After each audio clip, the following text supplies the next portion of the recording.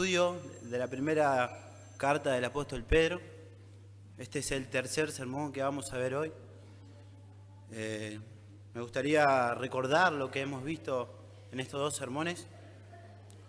La semana pasada, si recuerdan ustedes, vimos la gran importancia de poner nuestros ojos en las cosas valiosas, en las cosas eternas, en lo que el cristiano ha poseído por medio de las misericordias de Dios. Pedro, hablándole en la salutación a estas personas que estaban siendo perseguidas, que estaban sufriendo por el Evangelio, les recuerda acerca de la obra de la Trinidad, la obra poderosa de Cristo salvando a estos extranjeros y peregrinos. Y Pedro, de una forma asombrosa, quiere que ellos pongan la atención a lo más importante que ellos tenían. También vimos la semana pasada cómo les recuerda la esperanza que ellos tenían. Ellos no tenían una incertidumbre de lo que iba a acontecer después de la muerte, haciendo una comparación con los paganos.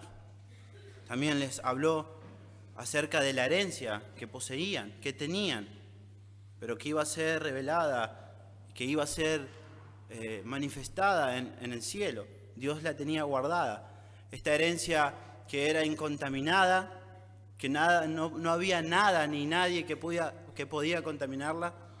Esta herencia nos dice que era incorruptible, que nadie podía corromperla. Y también al final dice que es inmarchitable. No existía una forma de decaer, que esta herencia siempre estaba en su vigor. Haciendo una comparación con una flor. Una flor dura por un poco de tiempo, pero esta herencia era inmarchitable, no se podía, no perdía su valor, siempre estaba como nueva. Y también les recuerda cómo Dios de una forma preservaba sus vidas, su salvación, para que ellos puedan obtener esta herencia. Y esto es lo que el apóstol Pedro le empieza a hablar. Le empieza a decir, consideren estas cosas. Lo importante que es poner atención en estas cosas, en los momentos difíciles que ustedes estaban pasando, alentándolos una y otra vez. Y hoy nos tocaría del versículo 6 al 9. En estos versículos que nos toca exponer hoy, Pedro muestra que Dios está probando la fe de estos creyentes. Y esto no es de casualidad lo que estaba aconteciendo, sino estaba de acuerdo con la voluntad de Dios. Vemos en 1 de Pedro 3:7, le dice que era la voluntad de Dios lo que le estaba aconteciendo. Vamos a ver 3 puntos. El primer punto es, las pruebas son por un poco de tiempo. Nuestro segundo punto es una fe genuina. Y el tercer punto, el gozo en medio de las pruebas. Leemos del versículo 6 al 9. Nos dice, en lo cual vosotros os alegráis, aunque ahora por un poco de tiempo, si es necesario, tengáis que ser afligido en diversas pruebas, para que sometida a prueba vuestra fe, mucho más preciosa que el oro, el cual, aunque perecedero, se prueba con fuego, sea hallada en alabanza, gloria y honra cuando sea manifestado Jesucristo, a quien amáis sin haberle visto, a quien creyendo, aunque ahora no le veáis, os alegráis con gozo inefable y glorioso, obteniendo el fin de vuestra fe, que es la salvación de vuestras almas. Pueden tomar asiento.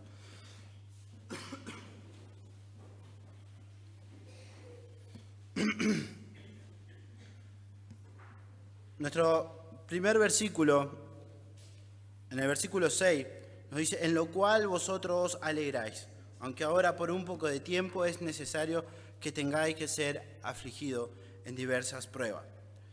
Pensamos, ¿en qué cosas estos hermanos se gozaban? Vemos toda la carta, el contexto de la carta, la persecución, el sufrimiento que estaban aconteciendo por medio de defender la fe. Pero Pedro en el versículo dice, en lo cual vosotros alegráis. ¿Cuál era el motivo de alegría para estas personas? El gozo. Versículos anteriores, lo que vimos la semana pasada.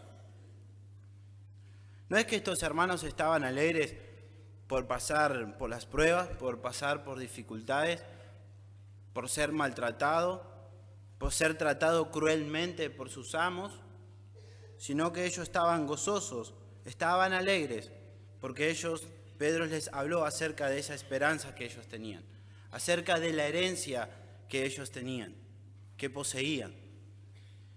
Entonces, de esta manera ellos se pueden alegrar en estas cosas, pueden estar gozosos en esto, en lo cual vosotros os alegráis, en la herencia. Y esto vemos que era el motivo de alegría para ellos, contemplar las cosas eternas, lo importante que era poner la vista en el medio del sufrimiento, en el privilegio de haber sido elegidos por Dios, la herencia, recordando nuevamente, y la esperanza que tenían. Nuestro primer punto, las pruebas son por un poco de tiempo.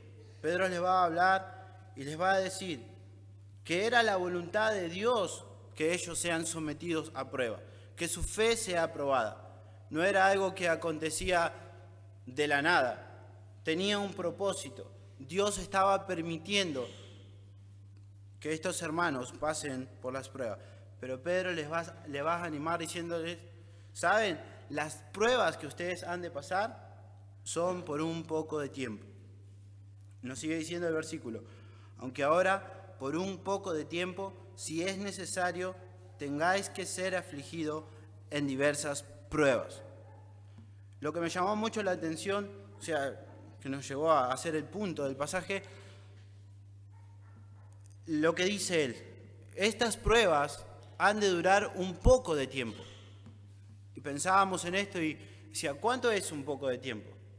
¿Cuánto pensamos nosotros que es un poco de tiempo? ¿Una hora? ¿Un mes? ¿Un día? ¿Un año? ¿Toda la vida? ¿Cuánto es un poco de tiempo? Lo que sí no lo puedo saber con exactitud, o sea, es de esta manera, no es una hora, 2 días, 3 días. Pedro está mirando la eternidad, contemplando el privilegio de ver que estos hermanos habían sido elegidos, el privilegio de tener una herencia, de tener una esperanza. Mirando el cielo y la eternidad, él puede decirle con certeza y seguridad que las pruebas que ellos han de pasar es por un periodo de tiempo corto, muy poco. Contemplando el cielo es por un periodo de tiempo muy corto. Me gustaría que podamos ver en 1 de Pedro 3, versículo 6 y el versículo 14, cómo ellos estaban pasando por un temor. Ellos estaban siendo atemorizados. Nos dice 1 de Pedro 3:6 y el versículo 14 también. También en 1 de Pedro, capítulo 4, versículo 6, estaban pasando por un tiempo de vergüenza. Y en 1 de Pedro también, versículo 5, capítulo 5, versículo 7, estaban ansiosos. ¿Cómo estaban estos hermanos? Su estado anímico, su estado espiritual, sus fuerzas, la podemos ver por medio de toda la carta. O sea, no era muy lindos momentos que estaban viviendo estos hermanos. Vemos cómo se estaban sintiendo. Bien. Pero esto no había acontecido por casualidad.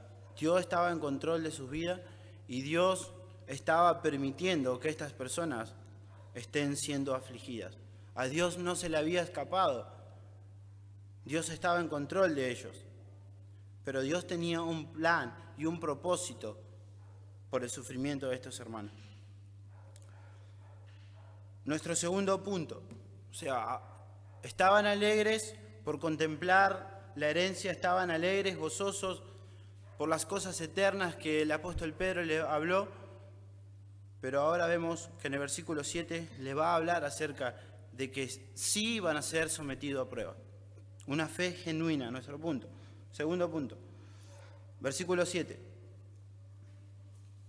Para que sometida a prueba vuestra fe, mucho más preciosa que el oro, el cual, aunque perecedero, se prueba con fuego, sea hallada en alabanza, gloria y honra cuando sea manifestado Jesucristo. Lo voy a leer en otra versión. Dice: tales dificultades serán una gran prueba para su fe, y se puede comparar con el fuego que prueba el oro, con el fuego que prueba la pureza del oro. Pero su fe es más valiosa que el oro, porque el oro no dura para siempre. En cambio, la fe que pasa la prueba dará alabanza y gloria y honor a Jesucristo cuando Él regrese. La pregunta sería: ¿por qué estos cristianos tienen que experimentar sufrimiento y dolor cuando están pasando por las pruebas? Y Pedro lo responde: es con el fin de probar su fe, es con el fin que a través, cuando pasen las pruebas, sea hallada una fe genuina, una fe que está depositada en un Dios soberano y todopoderoso. Y pensaba en esto y decía, se me vino cuando preparaba el sermón, digo, wow, ¿cómo debe ser o de qué manera Dios prueba la fe de estas personas? Y pensaba en la vida de Abraham, cómo Dios había probado su fe. Allá por Génesis 22, versículo 1 al 19, nos narra lo que Dios le pide a Abraham, que vaya al monte de Moriah, quizás algunos lo recuerdan, para sacrificar a su hijo, a su único hijo, Isaac, a quien él amaba, y con todo lo que eso implicaba, porque Isaac era el hijo de la promesa que Dios había hecho en él. Pero Abraham estaba dispuesto a sacrificar a su hijo, estaba dispuesto a quitarle la vida. Y por medio de este acto vemos cómo Dios está probando la vida de Abraham. También pensábamos en la vida de Job, cómo Dios permite que Satanás haga daño a los animales, haga daño a su familia, incluso le haga daño a él mismo, hiriéndolo con una sarna. Pero vemos el resultado de estos varones, de estos dos hombres de Dios. O sea, la respuesta de Job, ¿cuál fue? Entendía de una manera que Dios estaba atrás de esto. No era algo que le acontecía de la nada. Entendía que Dios estaba probando sus vidas. Él dice: Jehová Dios, Jehová dio, Jehová quitó. Al transcurrir la prueba de estos dos varones, vemos el resultado de ellos dos. ¿Cuál fue? Una fe genuina, una fe que estaba depositada en Dios, no en cualquier cosa. Y también Pedro quiere llevarlos a pensar acerca de que su fe tiene que ser probada, pero tiene que ser hallada genuina. Va a ser sometida a prueba. Y vemos como Pedro le hace una comparación con el oro. Nos dice que es más preciosa que el oro, el cual, aunque perecedero, se prueba con fuego, sea hallada en alabanza, gloria y honra cuando sea manifestado Jesucristo.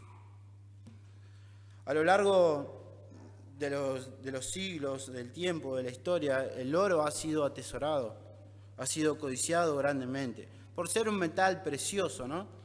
Incluso se han armado guerras. Y mirando esto, Pedro quiere enfocarlos a o hacerle la comparación a cómo es el proceso que lleva el oro para ser purificado. Este metal es metido dentro del crisol y llevado al horno a más de 960 grados, con el fin de sacar todas sus impurezas y así solo quedar el oro puro.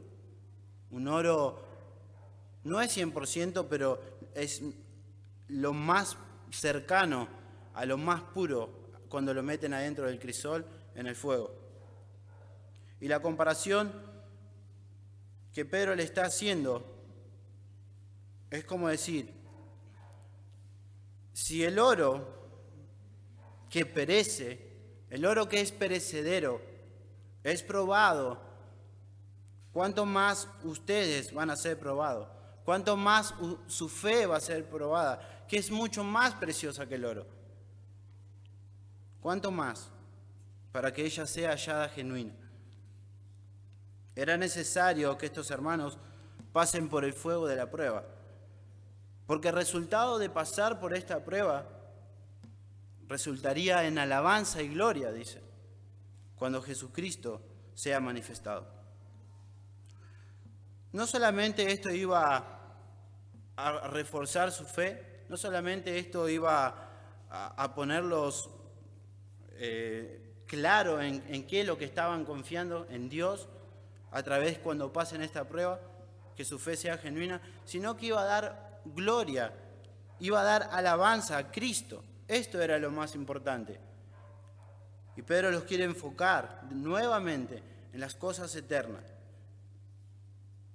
mirando al cielo. En medio de la prueba, en medio de la dificultad, Pedro los enfoca a que miren más allá de la situación que estaban pasando. Mirad el cielo. Y ese es el fin. Que ellos, el fin de pasar por la prueba era para dar gloria y honra a Cristo. Nuestro tercer punto, el gozo en medio de la prueba. ¿Cómo podían tener gozo en medio del sufrimiento, en medio de estas dificultades que estaban pasando? Versículo 8 nos dice, ¿a quién amáis sin haberle visto? ¿A quién creyendo? Aunque ahora no le veáis, os alegráis con gozo inefable y glorioso. Estos hermanos, por el motivo del lugar, del tiempo en donde se encontraban, recuerdan que esto es del 64, 65 más o menos. O sea, era obvio que no lo podían ver al Señor. Ya el Señor había muerto, ya había resucitado, y no tenían esta posibilidad de ver. Pedro sí era un testigo ocular, Pedro sí había estado con el Señor, había sido instruido con el Señor, pero estos hermanos no. Pero Pedro dice, ¿a quién amáis sin haberle visto? Este no era motivo para ellos de no amar, no era motivo para ellos el no ver al Señor, no era motivo para ellos para no amar al Señor, no verlo, no poder estar con el Señor ahí.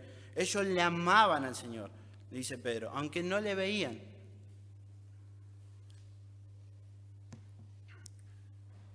Y creían en Él, aunque no lo veían. Esto nos recuerda, o me recuerda, a la incredulidad de Tomás, que él necesitaba tocar, necesitaba ver, palpar. Y el Señor le dice en una de esas ocasiones, porque has visto, Tomás, le dice, creíste, bienaventurados los que no vieron y creyeron. Podemos ver que estas personas eran bienaventurados, porque no veían al Señor, pero confiaban en Él. No estaba el Señor en ese lugar de una forma física, pero ellos tenían sus ojos puestos en Cristo. Esta era la clara evidencia de que se podía estar gozoso en medio de las pruebas. Siempre cuando nuestra confianza, cuando nuestra vista está puesta en el cielo, en las cosas eternas, siempre cuando tenemos nuestros ojos enfocados en Dios, entonces podemos tener gozo, alegría, tranquilidad en medio de las dificultades, en medio de las pruebas. Versículo 9. Obteniendo el fin de vuestra fe, le dice, que es la salvación de vuestras almas. La idea es, ahora, en este momento estos hermanos eran salvos. Lo vimos en el versículo 1. Eran elegidos. Dios lo había salvado. Poseían esta salvación. Pero entonces, ¿por qué le dice obteniendo el fin de vuestra fe, que es la salvación de vuestras almas? Bueno, está hablando de la obra completa, como lo hizo en el versículo 5. Leemos, que soy guardado por el poder de Dios mediante la fe para alcanzar salvación que está preparada para ser manifestada en los tiempos postreros. ¿Eran salvos? Sí, pero la obra completa va a ser en el cielo, cuando Dios le dé un cuerpo glorificado, un cuerpo nuevo. Y Pedro nuevamente quiere enfocarlos en las cosas más importantes. Nuevamente, como en el versículo 5, les va a hablar de su salvación, para que pongan sus ojos en estas cosas. Esto debía producir en la vida de ellos un anhelo más grande por el cielo, un anhelo más ferviente por las cosas eternas. Entender que lo que estaban pasando era por un periodo de tiempo corto y que vivían como extranjeros y peregrinos, literalmente. Pero ellos estaban mirando, Pedro quiere que ellos pongan atención en el cielo, en las cosas eternas. Para ir terminando, entendemos que viendo la carta, era la voluntad de Dios que estas personas sean afligidas al pasar por las pruebas. Pero vemos que iba a ser por un periodo de tiempo corto, por poco tiempo, le dice Pedro. Y eso era con el fin de que su fe sea hallada una fe genuina.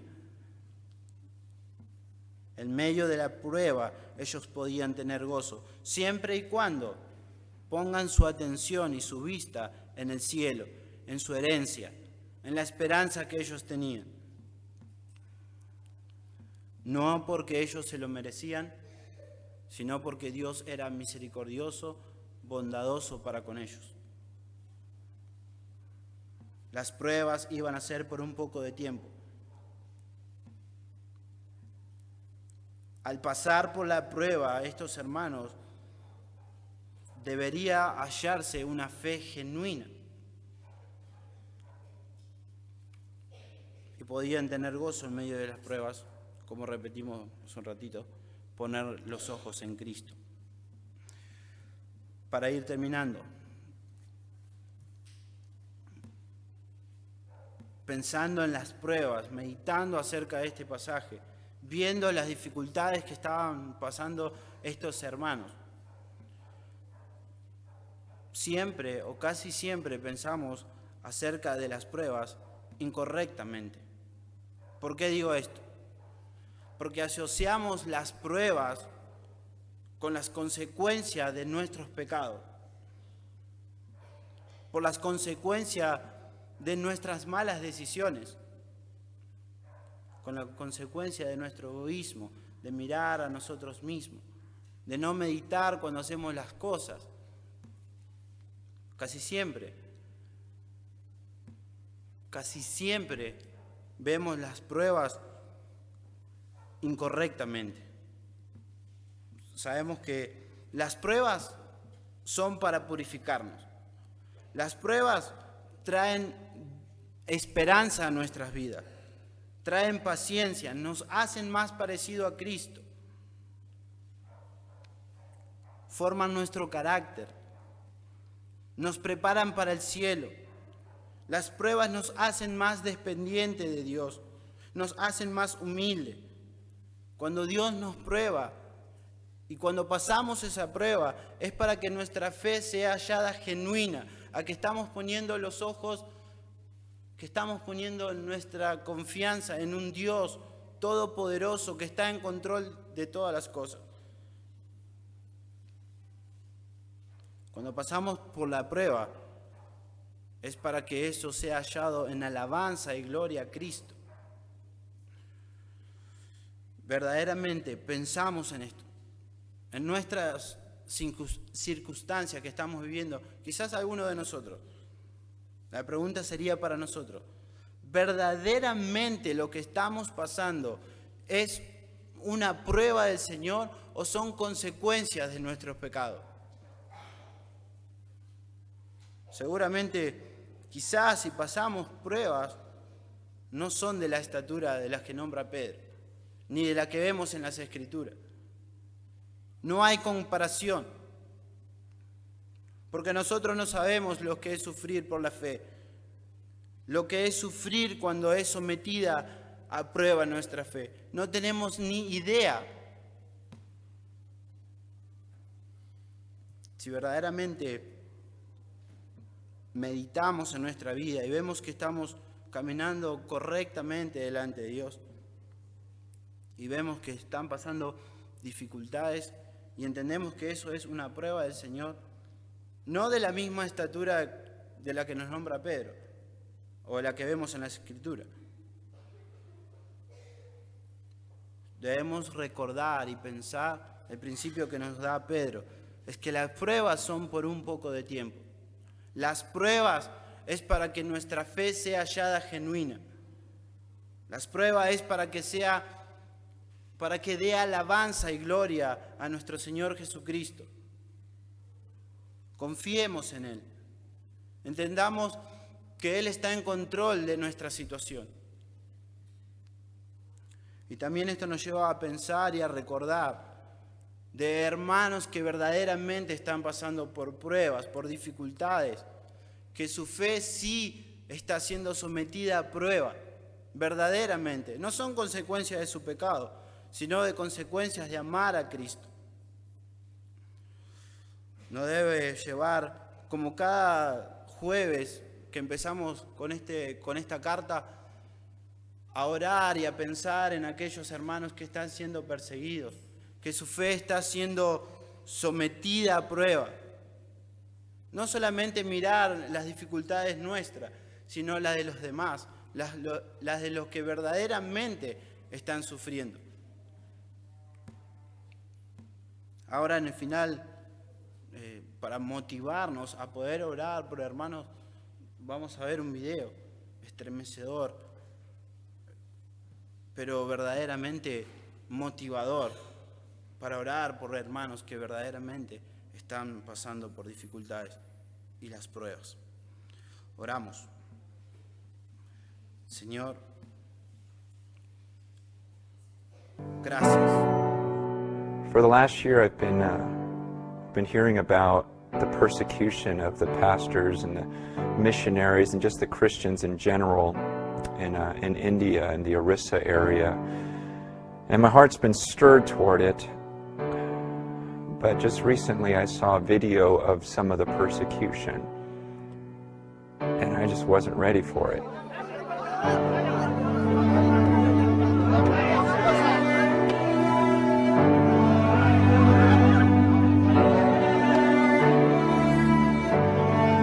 I thought I understood what was going on over there, and then I saw the video, and I wanted to throw up when I was done watching it.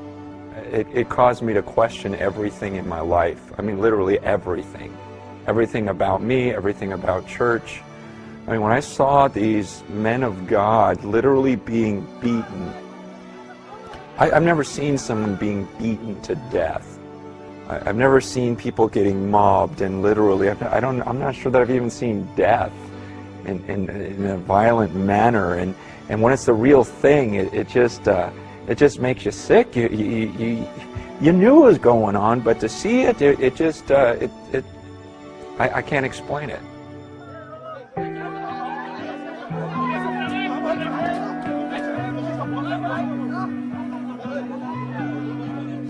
It made me really sick to think of people that may lift me up because I have a gift of communication, or some other Christian who has an ability to sing or play an instrument, and how we lift these people up as our heroes or great writers, or when these are the ones that and their lives look like Christ. And see, when we make a popular author or speaker our hero, then it's easy to go, oh yeah, I want to become like him. But then when we look at these martyrs and these people who really have died for the gospel, if we lift them up to be heroes, we have to constantly ask ourselves the question, do I want to be that?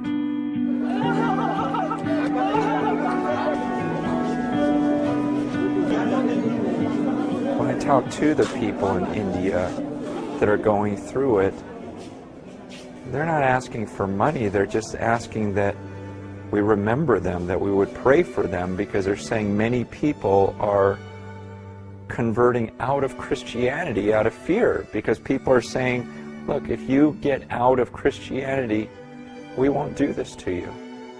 And so people are scared, and so they're saying, would you just pray for us for courage? And I don't know what emotions go through your mind when you see some of these images, but what they're asking for is, would you channel that toward prayer for us? I mean, you've listened to me speak for 3 or 4 minutes. Could you spend the next 3 or 4 minutes praying for our brothers and sisters in India, seriously praying for them?